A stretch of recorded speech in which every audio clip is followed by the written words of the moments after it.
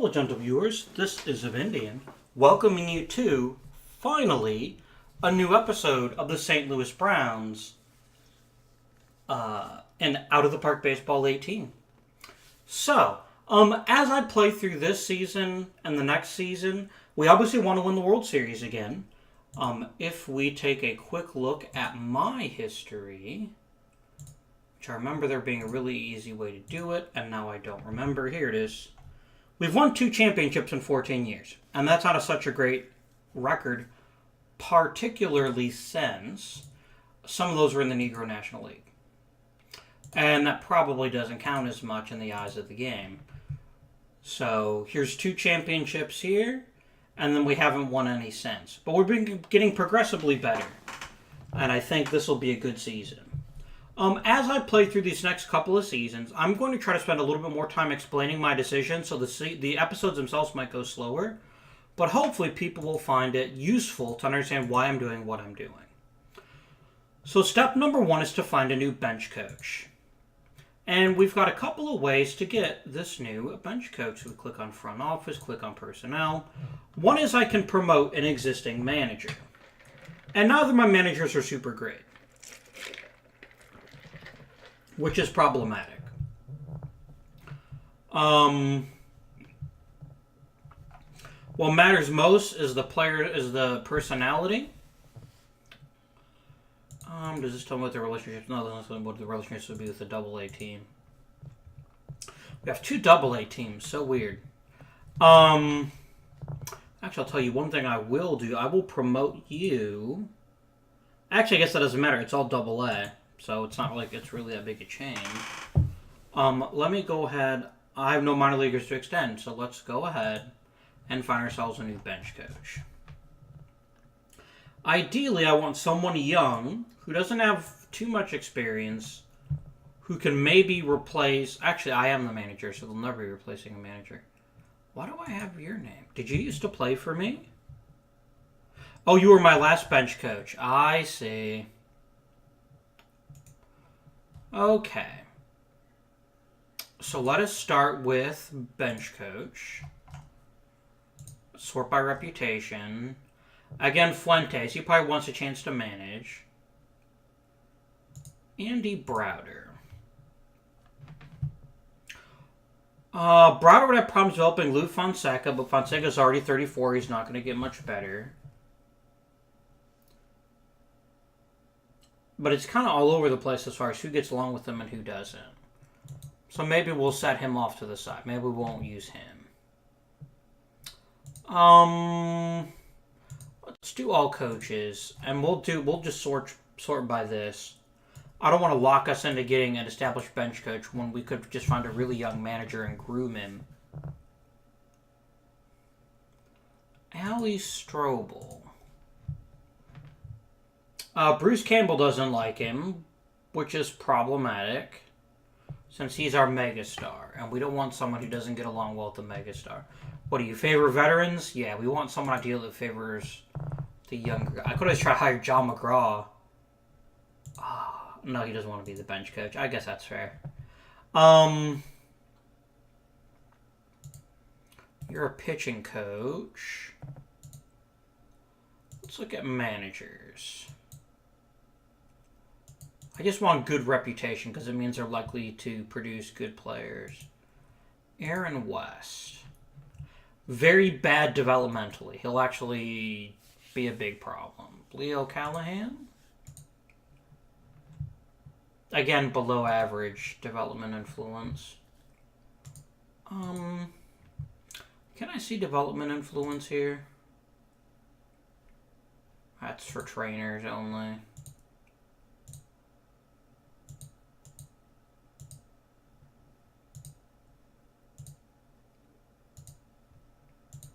Scout ratings, I don't really care. Okay, nothing here is all that useful. Let's see here. Okay, he's not going to be able to develop my hitters very well. Do you favor pitchers? You do.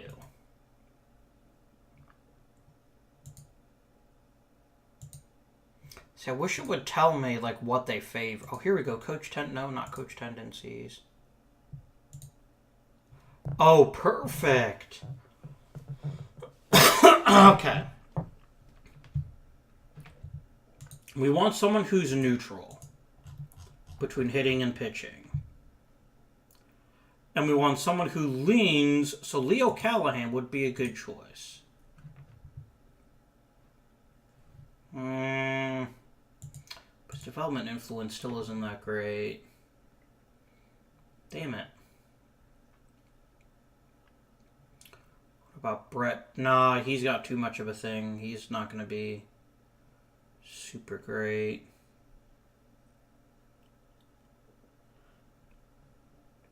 Mike Griffiths wouldn't be a bad choice. He would actually be a perfect choice. The question is, does he want to be a bench coach? He does. Let's lock him down because he is a perfect choice. So we see by the relationships, he's going to be average. Johnny Cooney doesn't like him much, but he's a reliever, so who cares? More importantly, he gets along good with younger players, and that's really important to us. Great. Okay, what else do we have to worry about? Let's look at our transactions log and see if we released anybody. Okay, because we can grab these guys right back if we want them. Art Funk, no. George Treadwell, no. Jim Stroner, no. So, no big deals there.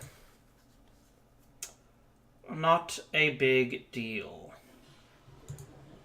Let's check on free agency. Let's see what we've got here. Is there anybody interesting? We should see what we need first, but let's actually take a quick peek and see. We've got a decent right fielder and a decent third baseman. But I think we're set at both positions. Okay, let's sort by position. Okay, no one's touching Campbell. And I'm pretty solid off at third base, so maybe we won't sign a free agent. Let's just advance now. Okay. Oh, Woody English is one of the top triples hitters. That's kind of neat.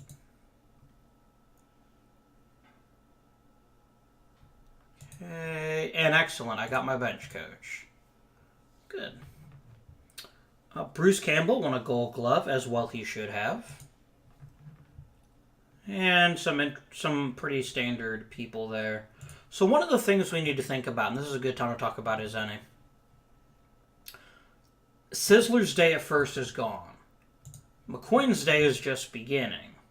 But we also have the problem that Max Bishop is starting to lose a tiny bit of his ability at second. As long as he's still playing well at second, he's just average, though. We could shift Bishop to first, but then McQuinn would have nowhere to play. Huh. Oh, let's see what happens.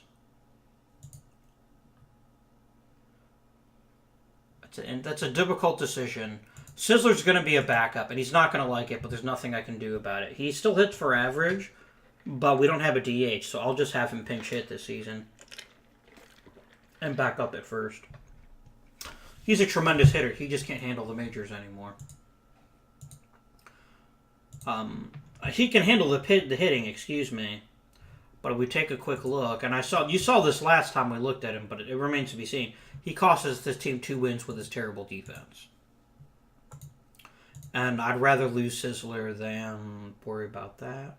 Reliever of the year, Bruce Campbell, Silver Slugger, and Gold Glove. A Silver Slugger for Max Bishop, which I believe is his first. No, he's had 4. Okay. Rookie of the year. Nobody on my team. Nobody on my team. Nobody on my team. Third place for Bruce Campbell. Not bad. Didn't Campbell win MVP a couple seasons ago? I think he did. No, he's never won MVP. Well, he's super young yet. I'm sure he'll have his chances. Okay.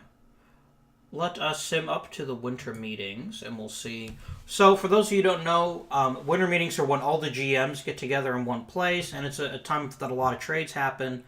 and a lot of free agents get signed. It's really common. Hopefully we get some good minor league talent. And then we'll see how we're doing timing-wise to see if we want to proceed with the episode, or if we want to just stop after done with the off-season. I don't think the off-season will take very long. I mean, we're not making huge changes to the player personnel. So, Okay, there we go. Simming ahead. Give me a chance to enjoy your drink.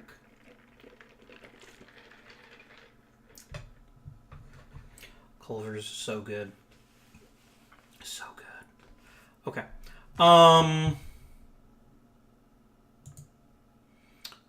Washington signed Charlie Graham.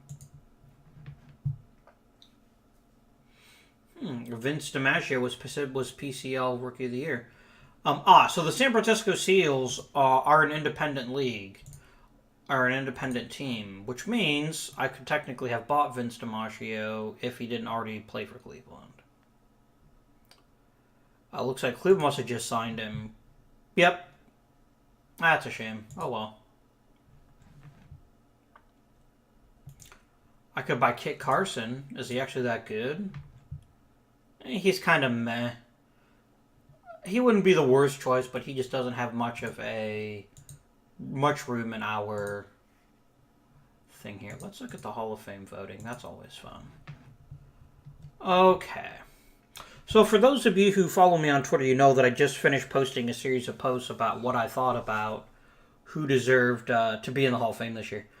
Ty Cobb is easy. This is like, yeah. He's probably the best player right now in league history.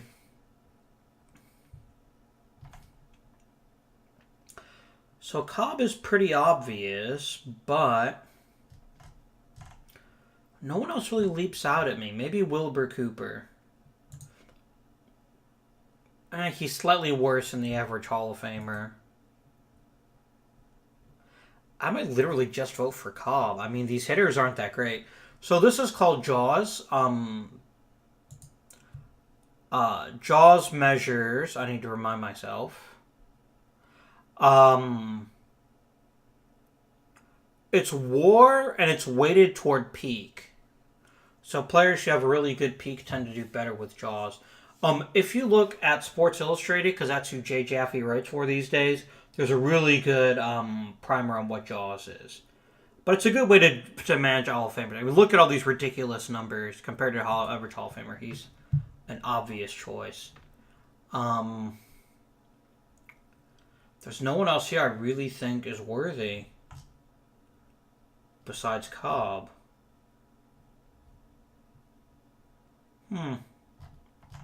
Shame, but I am going to vote for Home Run Baker again, though. We'll see if he gets it. He probably won't. Yeah, I'm just going to submit with just the two names. So you can check out that Twitter thread if you want to see what I think of the current Baseball Hall of Fame ballot. Let's go to the first-year player draft. Out of Indian Gaming, by the way. If you do not follow me on Twitter, you are welcome to do so. And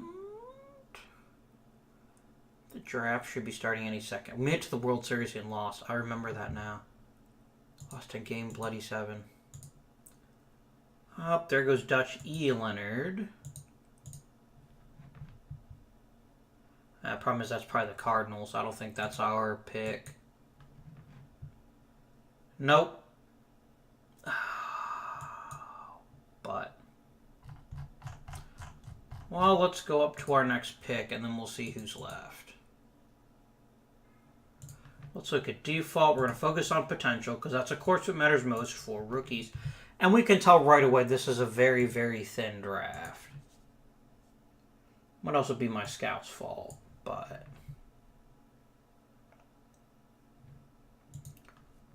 it's not that these players are bad. It's just that, ooh. You're a catcher. How are you actually at catching? You're not terrible. This means you have additional value because you play catcher.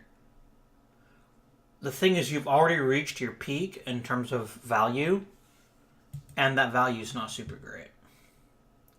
Steve Mesner. Decent middle infield type, good all-around ratings. Again, hard to get excited about that.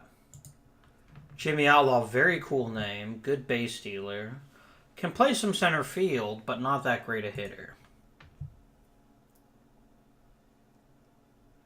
And then we've got Bob Moncrief. Really good stamina. That's really important in this era. Decent control. Doesn't strike a lot of people out. I could maybe see that working out for us. Let's look at Nate Andrews.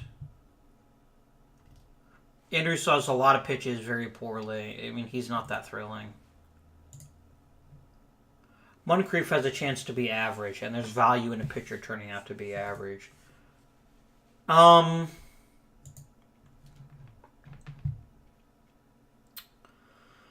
We will take Moncrief and hope. So I realize now I didn't mention this earlier. I said the only position I care about height and weight for is pitcher. Bigger players tend to fill out, which means when they fill out, they put on more muscle, their velocity will go up. And I think if his velocity goes up, and it's a pretty good bet given a 6'2", 190-pound frame, there's a good chance he'll put some velocity on his fastball, which means he'll strike more people out. I think he's a good risk, and I'm going to give it a shot. I'm going to draft you. Hasharni's gone. I was kind of hoping I might grab him too. Okay, so we need to look for tools. Those of you who don't know baseball scouting, every players tend to have 5 tools. Hitting for contact, hitting for power, plate discipline, the ability to draw walks, base running, and fielding. And so you want to pick on a tool that you know will be important. Like power. Power always plays. And Gus Koch has a lot of it. Now, he's got some obvious flaws in his game. But he's got decent speed. He's a decent left fielder. And he's right-handed. And we've had a hard time finding right-handed bats. I think we'll take Koch. I think he's a really good choice for us. Okay. Let's look for some pitching now. And I want to focus on stuff. Okay, let's focus on pitchers. All these guys with really good stuff, none of them have any control. That is problematic. Joe Mulligan might be worth it, because even though his control's not great, his stamina is real, his stuff is good, and his movement is good. I believe it is worthwhile taking Big Joe. Oh, I got 2 picks in a row. Okay.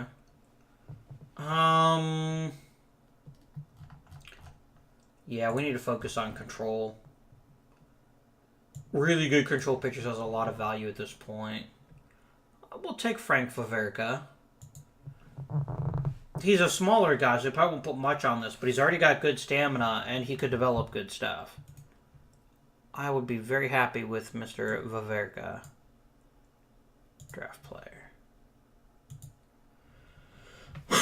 We're now at the stage of the draft where there's no obvious picks, so you're pretty much going to be taking people you think will have some sort of useful tool.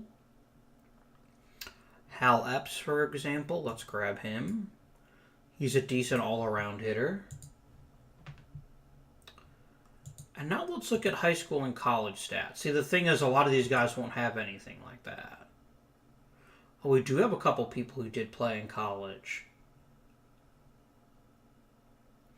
Now, stat-based scouting is always risky, but we know he had very good competition at Boston College, and we know he hit pretty well. We know he was a decent catcher. Now, his ratings don't look great, But the rest of the package is intriguing enough that I will take a flyer on Mr. Callahan here. You can play this way, look at stats and try to scout. The problem is if you don't take competition into account, you'll be taking players that had like 450 in college because they were playing in like quadruple Z leagues. Boston College is a really good college in the United States and very well known for baseball players at one point. So I think he's a good choice.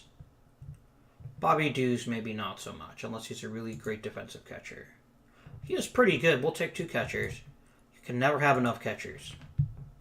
And I think that's enough for this. I think we'll finish the draft. We'll just let it auto sit in the rest. So we didn't get the next great player for the St. Louis Browns in this draft. And we're not going to, because the drafts are pretty top-heavy at this point in history. But Moncrief has a chance to be a good, solid starter for us. Let's go negotiate with you. Coke has loads of potential. We're going to let him play in the minors for a while, obviously. But just this raw power and this raw speed means we've got enough tools that he could, at a bare minimum, be a quality pinch hitter, and he could be something more. I'm going to offer him the slot bonus. I bet he won't take it, but we'll give it a shot. Mulligan is both super cheap and someone who'll be useful very quickly.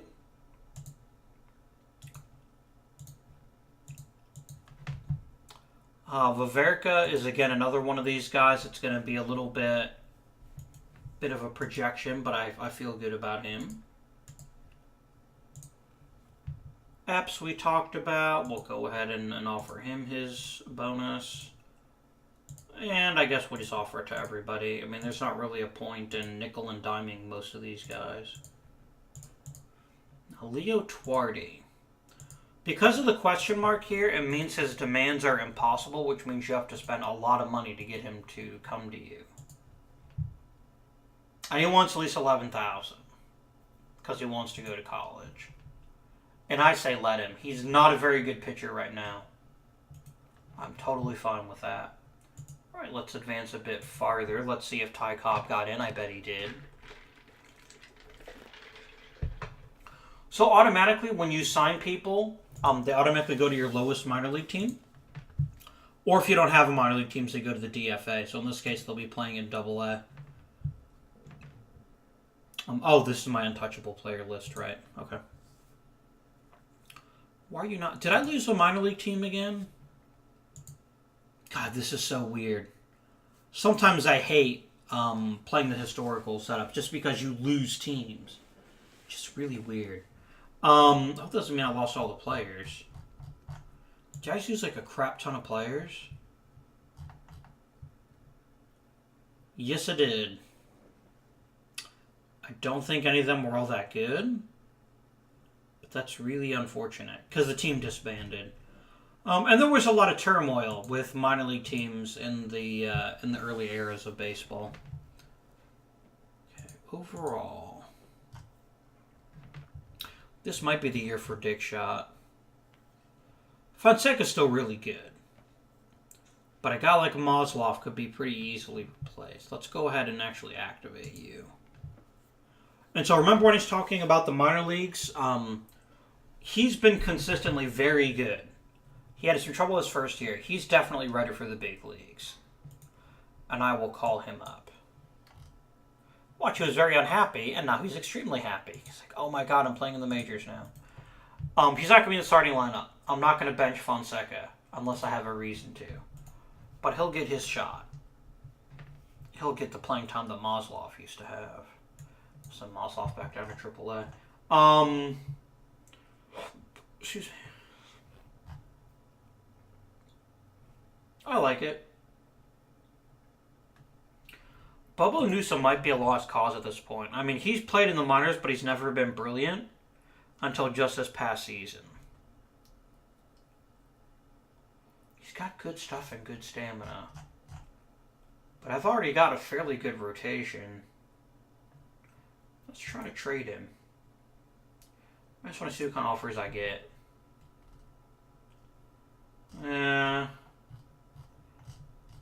pretty decent third baseman is the best offer I got, and I'm actually kind of set at third base. It was worth a go. We didn't get anything good, but it didn't cost us anything either. Okay, let's continue. James Callan. Everyone's probably going to sign with me except for... he probably won't sign. But he is also going to be an easy guy to convince. I can just increase his amount by just a little bit and he'll take it. Everyone but Coke is signed. That's pretty cool. Oh, he already did reject my offer. Okay.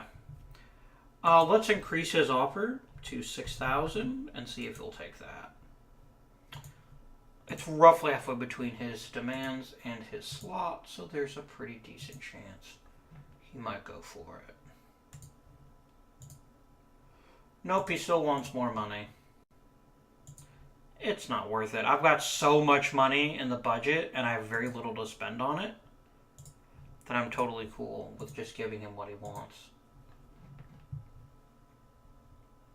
I mean, I could go try to rate independent leagues, so the problem is that unless I'm very carefully watching them, I'll never get the best players.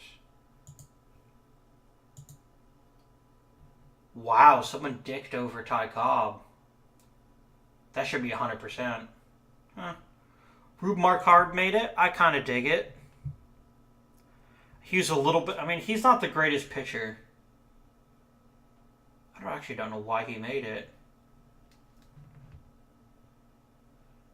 He was never that exceptional. He didn't win that many awards, I don't think. I don't think he didn't win any awards. He's a weird choice. What about him makes him exceptional? Nothing. His WAR is actually pretty good. Just out of curiosity. I'm sorry, I get pretty distracted by stuff like this. Let's check the leaderboards for pitching WAR and see where he ranks. I bet that's what got him in. I want career WAR.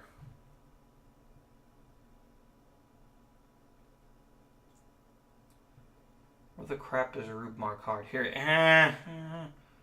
We might have our first bad decision. I see very little that why he should be in the Hall of Fame. Walter Johnson definitely should be, but he's not eligible yet. He'll be eligible at the end of next season. Marquard is a very weird choice. I don't think it was a smart one either. You can never tell what makes a player popular. Actually, you can't access popularity. Yeah, this is a weird career. He's got to lead something.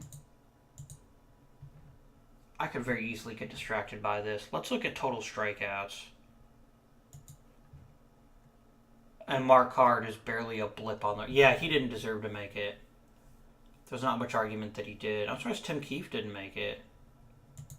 What was his Hall of Fame? Oh, is he not eligible yet? No, he's definitely eligible. He just never made it.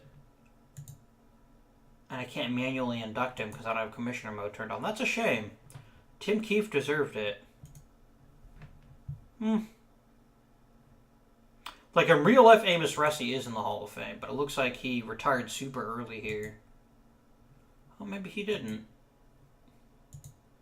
Oh, these are real life. That's right. These are people that were in before I played. That's right. That's right. Okay. Enough belly aching about the Hall of Fame. And Coke finally signed. Yeah, Marquard was kind of a bad choice, I think. I wouldn't have picked him. For sure. Okay, we'll sim up to spring training. I'm not going to get any compensation picks, so that's fine. I don't deserve it. I do not deserve it. Right. I believe we'll go through spring training and then we'll stop. And the first thing we'll do next episode is set up the lineup and the pitching and everything. What are my owner goals for this year, by the way? And to upgrade third base, win the championship, and improve stolen bases. None of which are very easy to do. Okay. So we'll let the episode run a little bit long, just so I can start us off at opening day, and then we'll start the next episode by actually running the rosters and getting those set up. That's always a good intro to a season, I find. Right.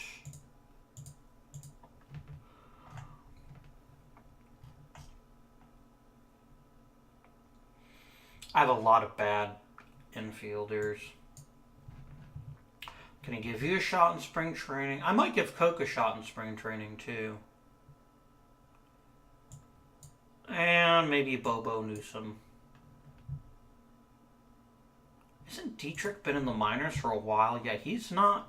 He's getting better, but he's not really maxing out his control or his movement. And he'll need both to be an exceptional starter. Moncrief is super young, and then, yeah. You know what? Let's try to flip Maslov. Let's just see if anybody cares about him. Not really. I guess that's understandable. He's not very good. We'll sim up to opening day. We'll see if we get any injuries.